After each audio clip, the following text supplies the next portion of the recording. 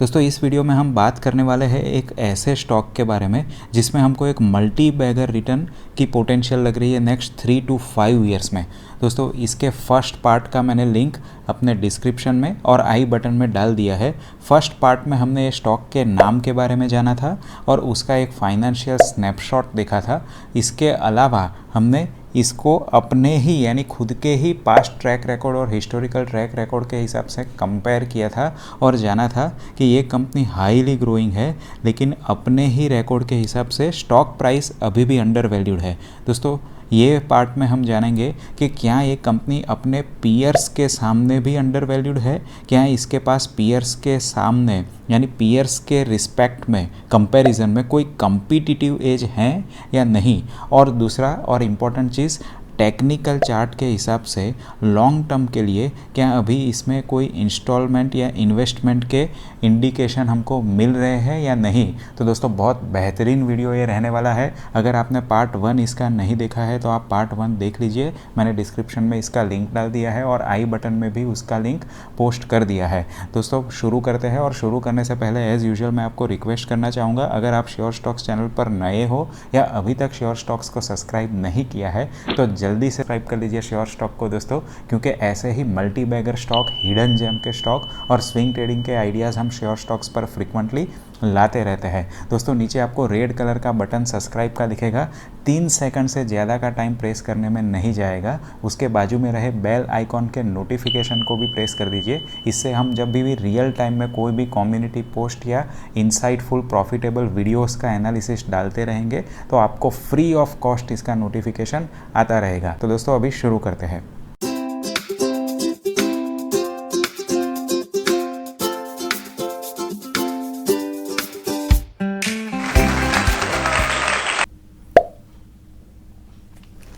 दोस्तों यहाँ आप स्क्रीनर्स पर भी देखोगे तो मुझे कोई भी ऐसा बड़ा कॉन्स नज़र में नहीं आया। Stock is trading at 9 times it's book value.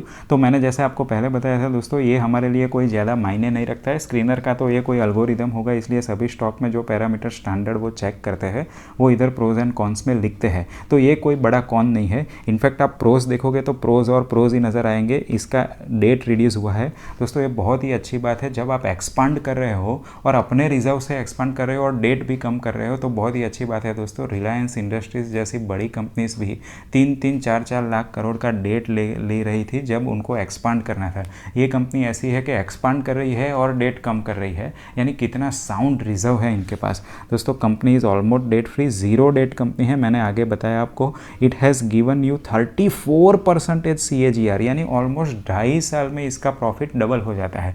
दोस्तों अभी तो इसका ऑलरेडी एक्सपांशन 2022-2023 में होने वाला है। आपको प्लांट ऑन स्ट्रीम मिलेंगे तो इसके बाद तो सेल्स और प्रॉफिट और बढ़ जाएगा। तो ये 34% का CAGR तो और बढ़ जाएगा। अगर आप रिटर्न ऑन इक्विटी की बात करें 26% है, one of the best in across industries है। और दोस्तों अगर आप डिविडेंड भी देखेंगे तो 35% का डिविडेंड पे कर रही है। जैसे मैंने आपको बताया था पहले दोस्तों, अगर मैनेजमेंट अच्छा अर्न करती है और इन्वेस्टर्स का ध्यान रखती है तो एटलीस्ट छोटा सा अमाउंट तो डिविडेंड को देती ही है। दोस्तों इन लोगों ने तो 35% का डिविडेंड अपने नेट प्रॉफिट का दिया है, उसके बावजूद इतना रिजर्व्स रखा है और वो रिजर्व्स को अपने रिजर्व से ही एक्सपेंशन को फंड कर रहे हैं। तो one of the exceptional criteria है दोस्तों। मैं ये कंपनी में 10 से 12 साल के लिए निवेश करने के लिए भी रेडी हूँ। देखो दोस्तों एक चीज़ फंडामेंटल और टेक्निकल के बीच में आप समझ लो। टेक्निकल में हम ट्रेडिंग और ट्रेड के हिसाब से मोमेंटम की जानकारी और असेसमेंट लेते हैं करते हैं, इसलिए अगर आपने टेक्निकल में देखा होगा तो ज़्यादा से ज़्यादा हम डेली चार्ट या फिर वीकली चार्ट देखते हैं स्विंग ट्रेड करने के लिए। ठीक है, हम इंट्राडे और वगैरह की बात नहीं कर रहे हैं, लेकिन आप एक मीडियम टर्म के लिए भी ट्रेड की बात कर रहे हैं तो डेली चार्ट या वीकली चार्ट देखते हैं। लेकिन जब आप फंडामेंटली चार्ट की बात करते हैं दोस्तों, जब आप फंडामेंटल की बात करते हैं तो हम क्वार्टरली रिजल्ट्स देखते हैं, इसलिए मैं बोलता हूँ इसको क्वार्टरली कैंडल देखना चाहिए। तो fundamentals are our quarterly candles, because quarterly आपको उसके रिजल्ट्स पता चलते हैं और जब रिजल्ट आता है वो टाइम में हम देखेंगे कि भाई ये कंपनी में अभी एग्जिट करना चाहिए नहीं करना चाहिए। आज के दिन में तो ये कंपनी दोस्तों 100 आउट ऑफ 100 मार्क्स वाला स्टूडेंट्स है।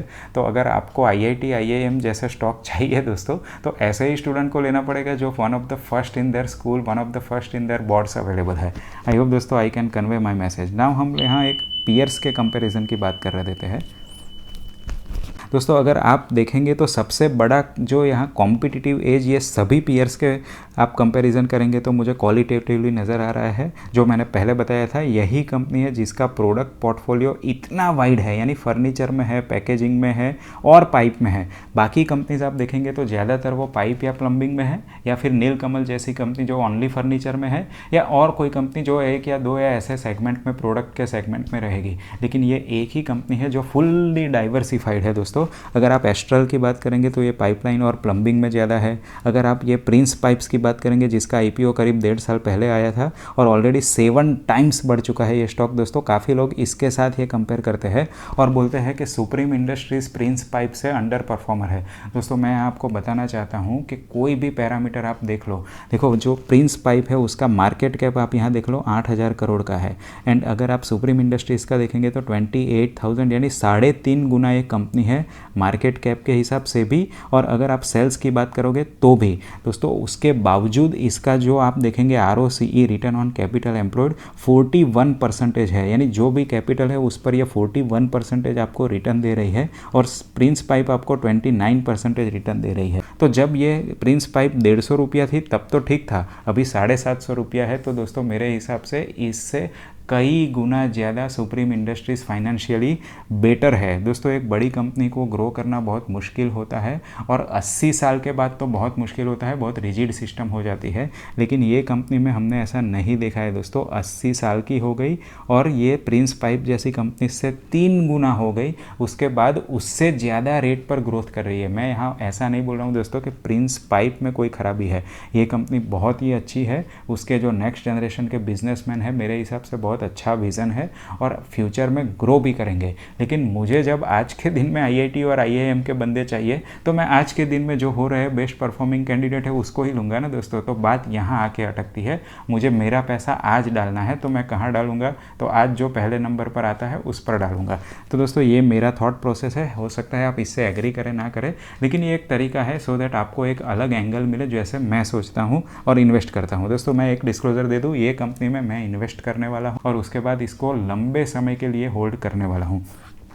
दोस्तों यहाँ एक और आप इंटरेस्टिंग पैरामीटर देखेंगे, फिनोलेक्स इससे ज़्यादा, सुप्रीम इंडस्ट्री डबल रेट से ज़्यादा ग्रो कर रही है। एस्ट्रल यहाँ अवेलेबल है, जैसे मैंने पहले बताया इसका पोर्टफोलियो मुझे इतना डाइवर्सिफाई नहीं लगा, इसलिए मैं इस कंपनी को अभी नहीं ले रहा हूँ। क्योंकि दोस्तों ये कॉमोडिटी और पाइपिंग ड्रिवन कंपनीज में एक प्रॉब्लम ये रहता है कि रॉ मटेरियल के सामने इसका प्राइस बहुत ही ज़्यादा सेंसिटिव रहता है और कभी भी गवर्नमेंट पॉलिसी अगर चेंज हो गई, इरीगेशन या फिर बाकी सेक्टर में उन्होंने थोड़ा भी कम इंपॉर्टेंस दिया तो पाइप का सेक्टर एकदम डाउन हो जाएगा। लेकिन तब आपके पास बाकी प्रोडक्ट के पोर्टफोलियो है तो you will be able to manage that risk and that is the leverage which Supreme Industries has available. दोस्तों अगर प्रिंस पाइप की बात करें तो बहुत ही ग्रोइंग कंपनी है, one of the fastest growing company है। लेकिन मैं यहाँ एक चीज़ बताना चाहता हूँ, जैसे मैंने आपको पहले बताया था दोस्तों, कॉमोडिटी कंपनी में आप प्रॉफिट आफ्टर टैक्स के साथ आप कंपेयर करिए, क्योंकि जब भी सेल्स की बात करेंगे दोस्तों तो कॉमोडिटी का प्राइस बढ़ता है तो सेल्स के फिगर तो बढ़ते हुए नज़र आएंगे, लेकिन क्या ये कंपनी का प्रॉफिट बढ़ रहा है कि नहीं वो देखना है हमको। इसलिए PAT के साथ, प्रॉफिट आफ्टर टैक्स के साथ अगर हम कंपेयर करें तो यहाँ 200 करोड़ के प्रॉफिट के सामने आप 40 गुना ज़्यादा 8,000 करोड़ का वैल्यूएशन दे रहे हो 40 टाइम्स। तो अगर सुप्रीम इंडस्ट्रीज़ में हम यहाँ देखें तो करीब 1,000 करोड़ का प्रॉफिट है दोस्तों, तो मुझे 40,000 करोड़ का वैल्यूएशन इधर मिलना चाहिए, बिकॉज मेरा ROCE तो इतना ही है, ग्रोथ रेट तो ऑलमोस्ट इतना ही है। तो दोस्तों मुझे मिल रहा है 28,000 करोड़ का वैल्यूएशन। तो अगर मैं पीयर से भी बात करूँ, कंपैरिजन करूँ, तो यहाँ मुझे 25 to 30% चीपर लग रही है with respect to the smaller company. तो दोस्तों यहाँ मुझे लग रहा है कि ये एक वैल्यूएशन का हमको गैप नज़र आ रहा है और ये गैप जल्दी फिल हो सकता है। दोस्तों आगे जाते हैं और उसके फाइनेंशियल्स के बारे में बात कर लेते हैं। अगर आप फाइनेंशियल की बात करें तो भी आप देखेंगे कि each year on year it has a increase in sales. यहाँ इनफैक्ट मुझे ये एक ताज्जुब हो रहा है कि जब कोरोना का टाइम था वो टाइम में भी इनका सेल्स काफ़ी ज़्यादा कम नहीं हुआ था, ऑलमोस्ट उन्होंने तभी भी मेंटेन किया था अपना सेल्स। और अभी देखोगे आप तो ये लाइफ टाइम हाई पर है 6,300 crore which is a life time high sales. अगर हम ऑपरेटिंग प्रॉफिट की बात करें दोस्तों, again it is a life time high operating profit 1,284 and almost every year इनका सेल्स बढ़ा है barring 1 year, that too in 2016 तो दोस्तों मुझे लगता है कि life time high sales, life time high operating profit, अगर नेट प्रॉफिट की भी बात करेंगे तो 978, again it is life time high. Even operating profit margin की भी बात करेंगे दोस्तों तो 20% है। इसका मतलब ये है इतनी कंपटीशन के बाद इनके ऑपरेटिंग प्रॉफिट अगर बढ़ रहे हैं तो इसका मतलब ये है दोस्तों कि जो इन्होंने प्रोडक्ट का एकदम बहुत ही लार्ज रेंज बना के रखा है, डाइवर्सिफिकेशन किया है, ये इनके काम आ रहा है। जिसमें भी मार्जिन ज़्यादा है वो प्रोडक्ट ये ज़्यादा बना सकते हैं। दोस्तों यही एडवांटेज होता है एक डाइवर्सिफाइड प्रोडक्ट वाली कंपनी लेने का। अभी आपको पता चल रहा होगा कैसे कॉम्पिटिटिव एज हम डिफाइन करते हैं। दोस्तों यहाँ अगर हम देखेंगे तो आप यहाँ देख सकते हो लास्ट अगर आप 5 साल की बात करें तो 34% के हिसाब से प्रॉफिट बढ़ा है। मेरे लिए एज ए इन्वेस्टर या बिजनेसमैन तो प्रॉफिट ही मेन है ना। अगर 5 साल में मैं 34% के रेट से, कंपाउंडिंग रेट से प्रॉफिट बढ़ा रहा हूँ तो मेरा स्टॉक प्राइस बढ़ा है 20%। दोस्तों एक ज़बरदस्त अंडर वैल्यूएशन हमको इधर एट्रैक्टिवली नज़र आ रहा है। और अगर आप लास्ट ईयर की बात करें तो 100% मेरा प्रॉफिट बढ़ा है, लेकिन स्टॉक प्राइस ओनली 90% बढ़ा है। दोस्तों आज के दिन में तो जो भी स्टॉक प्राइस बढ़े हैं वो प्रॉफिट से डबल या 3 टाइम्स बढ़ गए हैं, और फिर भी ये स्टॉक जितना प्रॉफिट बढ़ा है उतना भी उसमें बढ़ोतरी नहीं हुई है। तो मेरे हिसाब से बहुत अच्छा वैल्यूएशन का अपॉर्चुनिटी इधर नज़र आ रहा है। दोस्तों बैलेंस शीट में हम देख लेते हैं जो पहले बात किया था। दोस्तों यहाँ आप देख सकते हो reserves 3000 crore, life time high reserves. यहाँ आप देखोगे दोस्तों बोरोइंग इन्होंने ऑलमोस्ट जीरो कर दी, 440 करोड़ से 27 करोड़, जीरो डेट कंपनी हो गई। दोस्तों आपको प्रॉफिट और इंप्रूव होता नजर आएगा क्योंकि डेट कम हो गई, इंटरेस्ट कॉस्ट कम होने वाली है। और दोस्तों इसके सामने आप देखो फिक्स्ड एसेट 1700 करोड़ की फिक्स एसेट हो गई, लास्ट ईयर से भी ज़्यादा, उसके पहले से भी ज़्यादा। यानी इन्होंने जो भी कैपेक्स करते हैं, एक्सपेंशन करते हैं, सब उसके इंटरनल से करते हैं। मुझे बहुत ही अच्छी बात, पॉजिटिव सरप्राइज़ लग रही है दोस्तों कि रिजर्व्स बढ़ रहा है और फिक्स एसेट भी बढ़ रही है। तो इससे ज़्यादा डेडली कॉम्बिनेशन आपको कहाँ मिलेगा दोस्तों। मुझे यहाँ एक बहुत ही बढ़िया ये फाइनेंशियल्स चिल्ला के बोल रहे हैं कि इसमें निवेश का एक अच्छा मौका हमको बनता हुआ नज़र आ रहा है। दोस्तों यहाँ शेयर होल्डिंग की बात कर लेते हैं और देख लेते हैं क्या एक स्ट्रॉन्ग होल्ड में है ये कंपनी के शेयर्स।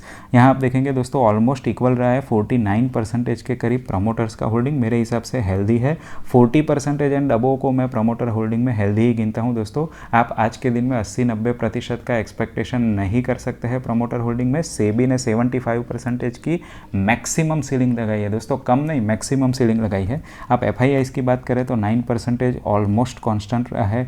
DII की बात करें तो 25% दोस्तों बहुत ही स्ट्रॉन्ग होल्ड में है, और सिर्फ 17% है जो जनरल पब्लिक के हाथ में है। दोस्तों अगर हम देखेंगे तो शेयर होल्डिंग भी बहुत ही स्ट्रॉन्ग हैंड्स में है, तो ये भी एक सॉलिड है। तो फाइनेंशियल सॉलिड्स है, कॉम्पिटिटिव एज है, वैल्यूएशंस हमारे जो पीयर्स के सामने हमने देखे थे उससे अट्रैक्टिव है। तो जो आपने FAST देखा था दोस्तों, हमने ऑलरेडी FAST में देख लिया। फ्यूचर ग्रोथ इसमें बहुत ही अच्छे है क्योंकि प्रोडक्ट की रेंजेस है। आज के दिन में इंडिया की जो GDP है दोस्तों वो बढ़ने ही वाली है आगे दिन में, क्योंकि यहाँ ये ग्रोथ पोटेंशियल हमको नज़र आ रहा है। और जैसे ही पर कैपिटा बढ़ती है, इनकम बढ़ती है लोगों की, अगर खरीद बढ़ता है, गाड़ी का खरीद बढ़ता है, प्लास्टिक का खरीद बढ़ता है, एग्रीकल्चर इरिगेशन को बढ़ावा मिलता है, ये सभी का फ़ायदा ये कंपनी को हो रहा है। फ्यूचर ग्रोथ प्रोस्पेक्ट बहुत अच्छे हैं। तो दोस्तों सभी पैरामीटर्स फास्ट के यहाँ हमको सेटिस्फाई होते हुए नज़र आते हैं। लेकिन दोस्तों एक इंपॉर्टेंट चीज़ बात कर लेते हैं, वो है उसका टेक्निकल्स के। क्या टेक्निकल ट्रिगर इस समय इसमें इन्वेस्ट करने के बन रहे हैं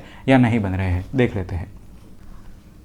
दोस्तों मैं आ गया हूँ इधर ट्रेडिंग व्यू की वेबसाइट पर। आप देख सकते हो क्योंकि हम लॉन्ग टर्म इन्वेस्टमेंट के बारे में बात करने वाले हैं, इसलिए मैंने ओपन जो किया है चार्ट उसका सेटिंग रखा है वीकली बेसिस का। तो all candles are on weekly basis. यहाँ हम देख सकते हैं दोस्तों, अगर आप देखेंगे last almost more than 1 year यहाँ हमको एक हायर हाइज और हायर लोस के पैटर्न बनते हुए नज़र आ रहे हैं। इसका मतलब ये स्टॉक सही में एक बहुत बड़ी बुलिश ट्रेंड में अवेलेबल है, और ये भी ट्रेंड जो मुझे लग रहा है दोस्तों एक लॉन्ग टर्म ट्रेंड बुलिश है इसका।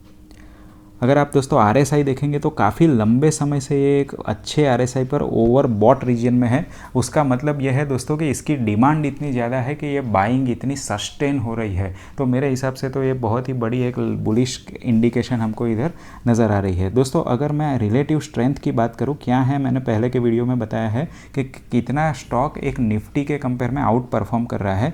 तो आप देखेंगे अगर एक साल की आप बात करेंगे तो 90% टाइम में ये स्टॉक ने आउट परफॉर्म परफॉर्म किया है निफ्टी को। इसका मतलब है ये स्टॉक हमेशा निफ्टी को आउट परफॉर्म करता है। आज के दिन में वीकली बेसिस में भी देखोगे तो ये आउट परफॉर्म ऑलरेडी कर रहा है निफ्टी को। दोस्तों यहाँ मैं और एक चीज़ बताना चाहूँगा, अगर वीकली बेसिस में यहाँ हम कैंडल देखेंगे तो ये जो मुझे लग रहा है वो एक बुलिश ट्रेंड की वापस शुरुआत हो चुकी है इधर। तो this is a right time to invest the first instalment of this company, क्योंकि फाइनेंशियल हाई है, फंडामेंटल के हिसाब से हमको लग रहा है ऑलरेडी इसमें एक इन्वेस्टमेंट का ट्रिगर बनता है। इसको मैं यहाँ कंबाइन करता हूँ तो लाइफ टाइम हाई का प्राइस तो बन ही रहा है। दोस्तों जो मेरा तरीका है, मैं आपको पहले भी बताया था कि मैं 3 से लेके 5 इंस्टॉलमेंट में डिवाइड कर लेता हूँ कोई भी पर्टिकुलर स्टॉक में जो ट्रेंचेस डालना है। ये फाइनेंशियली मुझे अट्रैक्टिव लग रही है, इसलिए मैं यहाँ 3 इंस्टॉलमेंट करूँगा और एक इंस्टॉलमेंट में यही प्राइस में डालना चाहूँगा। जो दूसरा एक इंस्टॉलमेंट है दोस्तों, मैं वेट करूँगा कि अगर ये सपोर्ट प्राइस के नज़दीक आता है, दोस्तों मुझे यहाँ जो सपोर्ट प्राइस लग रहा है, अगर ये सपोर्ट प्राइस के नज़दीक आता है, जो पहला सपोर्ट मुझे यहाँ लग रहा है दोस्तों वो 1800-1900 के करीब लग रहा है। तो अगर ये 1800 से 1900 के रेंज में आता भी है डाउन होके, तो I will consider it as an opportunity to invest, क्योंकि फाइनेंशियल इसके काफ़ी स्ट्रॉन्ग है। और दोस्तों अगर दूसरा जो कोई क्वार्टरली रिजल्ट आता है तो इसमें तुरंत ही अगर डाउनवर्ड मूवमेंट भी आता है तो ये तुरंत अप हो जाएगा। इसके लिए मैं खुश होऊंगा, मैं हैप्पी होगा अगर ये स्टॉक नीचे आता है, मैं सैड नहीं होऊंगा, क्योंकि मैं मनी मैनेजमेंट के प्रिंसिपल को बहुत अच्छी तरीके से और स्ट्रिंजेंटली फॉलो करता हूं। मैं कोई भी स्टॉक में 5 to 7% से ज़्यादा नहीं लगाता हूं और एक ही इंस्टेंस में नहीं लगाता हूं, कम से कम 3 इंस्टॉलमेंट में लगाता हूं। अगर ये अपॉर्चुनिटी नहीं मिलती है तो मैं नहीं लगाता हूँ दोस्तों। ये मेरा सिंपल फंडा है। मार्केट में 5,500 से ज़्यादा कंपनीज लिस्टेड है, सब में इन्वेस्ट करना ज़रूरी नहीं है दोस्तों। तो दोस्तों ये मेरा कंप्लीट एनालिसिस है इस कंपनी का, जिसमें मुझे मल्टी बैगिंग रिटर्न 3 से 4 साल में लग रहे हैं। ये स्ट्रिक्टली एक लॉन्ग टर्म इन्वेस्टर्स के लिए स्टॉक है और मुझे लग रहा है कि बहुत ही हैंडसम रिटर्न इसमें मिल सकते हैं। लेकिन जैसे मैंने एज यूजुअल बताया दोस्तों, ये एक लर्निंग का वीडियो है, इसमें हम बाय या सेल का रिकमेंडेशन नहीं दे रहे हैं, लेकिन आपको एक एनालिसिस इसका तरीका सिखा रहा है दोस्तों। आई होप आपको ये वीडियो पसंद आया है। अगर आपको ये ऐसे वीडियो पसंद आते हैं, ऐसे रिसर्च और इंसाइट्स पसंद आते हैं, तो please hit the like button. इससे हमको बहुत ज़्यादा मोटिवेशन और एनकरेजमेंट मिलती है ऐसे ही रिसर्च आपके लिए करते रहने के लिए। तो दोस्तों बहुत ही जल्द मिलेंगे, शायद 2 या 3 दिन में एक और हमने मल्टीबैगर स्टॉक आइडेंटिफाई किया है, उसका भी एनालिसिस करेंगे, आपके सामने रखेंगे। तो अभी सब्सक्राइब कर लीजिए श्योर स्टॉक्स को। Thank you and God bless you. मिलते हैं ऐसे ही आइडियाज़ के साथ अगले वीडियो में।